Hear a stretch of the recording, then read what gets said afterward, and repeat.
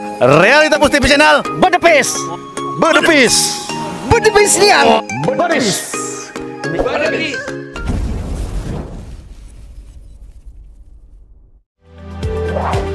Kartu debit Bank Bengkulu, transaksi lebih aman, mudah, dan praktis. Nikmati kemudahan kartu debit Bank Bengkulu sekarang. Kartu debit Bank Bengkulu bisa digunakan di edisi manapun. Permudah transaksi Anda.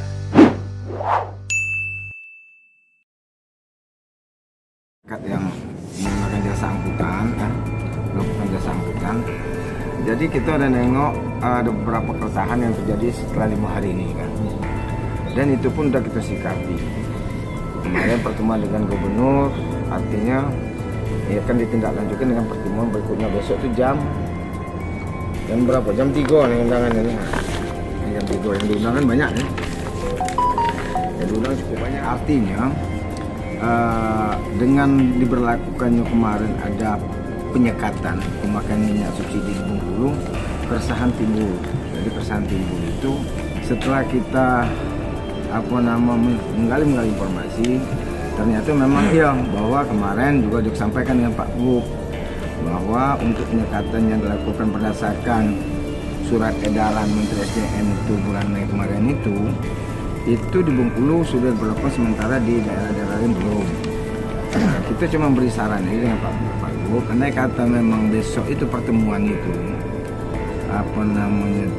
dengan pihak pemilik IO. Karena juga pemilik IO di Bengkulu ini kan kita tengok itu kan susah.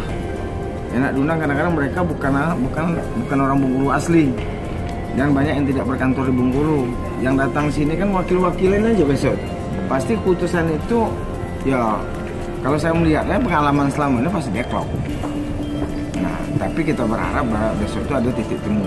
Namun kalau tidak ada titik temu, nah saya berharap juga dengan Pak Gubernur, dengan pemerintah daerah ini. Karena ini salah satu seperti apa disampaikan kita tadi, kita cukup ya bahwa kuota BBM subsidi itu Bengkulu ini kan provinsi mungkin paling kecil di Indonesia, ya kan? Ini paling kecil. Nah udah tuh ya secara ekonomi kita ini masih daerah yang masih miskin lah, ya. Nah apalagi ditambah keresahan. Namun dengan keadaan seperti ini kita melihat bahwa penyekatan ini akan menjadi masalah ekonomi kerakyatan secara global di Bengkulu. Karena sentral ekonomi kita di angkutan, batu bara, sawit, itu aja, yang lain juga tidak ada kan di Bengkulu. Nah maka dari itu besok kalau memang ini tidak berlakukan, cobalah diberlakukan pada daerah-daerah yang ekonomi lebih mampu. Jangan dilakukan dengan daerah-daerah itu seperti daerah-daerah yang masih ekonomi masih di bawah, masih di kelas bawah. Saya rasa itu aja. Nah, jadi mampu berarti. Ya artinya mampu atau tidak mampu nanti kita tengok. Karena pada saat ini kalau mereka ini mampu, mereka tidak ada resah. Nah ini kenyataan mereka resah nih. Nah apalagi 5 hari ini dengan adanya penyekatan itu, aktivitas angkutan tidak ada berjalan. Kan berhenti. Nah dengan berhenti ini total ini berarti berdampak lah secara ekonomi secara keseluruhan. Artinya bisa melumpuhkan ya ekonomi. Artinya begitu. Nah kita juga harus menyikapi juga dari apa yang disampaikan kawan-kawan tadi, dari mereka yang dari arus bawah tadi. Ya kalau memang ini kita paksakan ya pasti terus terang aja mereka melawan nanti. Ya kalau mereka melawan ya itu tadi akibatnya ya kita juga tidak bisa melarang. Tapi itu bukan ngancam namanya. Nah, ini ada ngancam. Ya, itu konsekuensi. Itu kan konsekuensi yang kita lihat. Itu yang kita temui. Itu yang disampaikan mereka.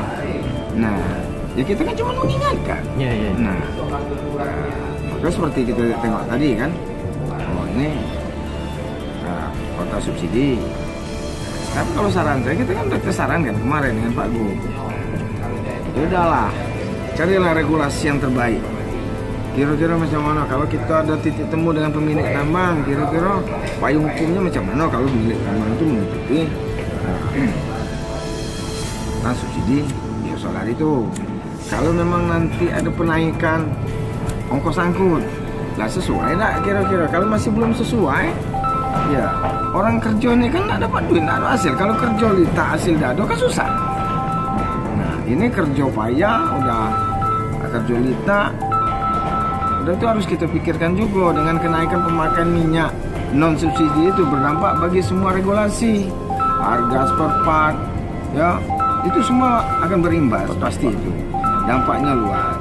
Nah, tapi kita serahkan nanti besok kepada pemerintah daerah supaya melihat situasi kondisi ini bagaimana membangun sebuah regulasi yang bagus untuk kepentingan kita. Kami dari kepengurusan Alfi IFA yang bergerak dalam logistik di pelabuhan, dan kami kena dampaknya juga dengan aturan yang ada ini. Padahal kami mengangkut komoditi logistik yang di sana ada kebutuhan bahan pokok, beras, minyak, dan kebutuhan bahan pokok lain-lain. Dan kami sebenarnya kebutuhan solar kami untuk satu unit mobil nggak terlalu banyak karena angkutan kami dari pelabuhan sampai ke gudang penerima. Rata-rata kemarin kami ketemu dengan SDM Ibu Ning dalam hal ini, kami minta aja 60 liter aja untuk kebutuhan satu unit mobil kami per hari. Dan jumlah unit mobil ada sekitar 60 unit di pelabuhan itu yang bergerak mengangkut kontainer dari seaway pelabuhan ke gudang penerima yang isinya kebutuhan bahan pokok. Di sana ada beras, kita kirim ke Dolok, ada supermi, ada minyak goreng, ada terigu dan lain-lain. Dan kalau ini kita diberlakukan dengan minyak non subsidi, tentu akan memberatkan masyarakat juga karena dampaknya nanti akan ada kenaikan dari komoditi bahan pokok. Karena kalau kita berpatokan dengan harga angkut sekarang, nggak akan berani kami ngangkut lagi, kami akan stop. Sedangkan misi dari gubernur untuk memajukan pelabuhan Pulau Bae, tapi kenyataannya kami tidak disupport untuk, padahal kami adalah ujung tombak dari pengembangan pelabuhan Pulau Bae. Bang, artinya aspirasi dari para supir dan BBM biosolar tetap ada, dan apa perlu kalau seandainya BBM solar tidak ada berarti tarif angkut dinaikkan ya? Betul.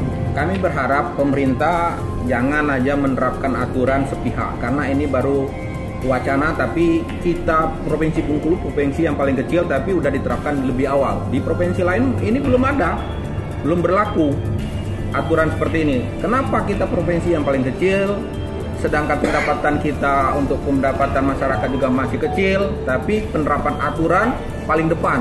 Nah, ini yang jadi pertanyaan kita. Ini membebankan kita pelaku usaha di bidang transportasi, baik di kawan-kawan tadi di batubara maupun kami di logistik di pelabuhan.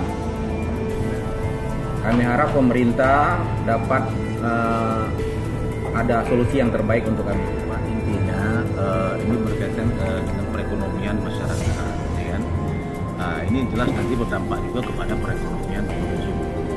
Karena bagaimanapun kita ini walaupun memang di level bawah sebagai pemilik dan segala macam itu kan mensupport.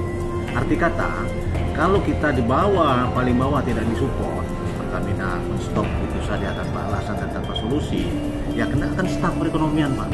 Apalagi kita 2 tahun belakangan ini kita kan sudah susah nih dengan pandemi. Nah, sekarang kita mau bergeliat sedikit, kok malah ditutup bensin ini. Nah, itu yang kita rasakan saat ini. Sehingga kita tidak bisa berusaha. Saya sepakat juga tadi bahwa ya kalau mau berlakukan secara nasional dulu. Jangan sampai ini belum dilakukan, kita sudah ditutup dulu. Cari kebijakannya dulu, sembari kebijakan itu ada, ini biar jalan dulu. Kalau kebijakan itu lama, 4 hari aja kita sudah menjerit. Ini untuk hari kelima ya. Nah, hari kelima, gitu Pak. Saya itu saja.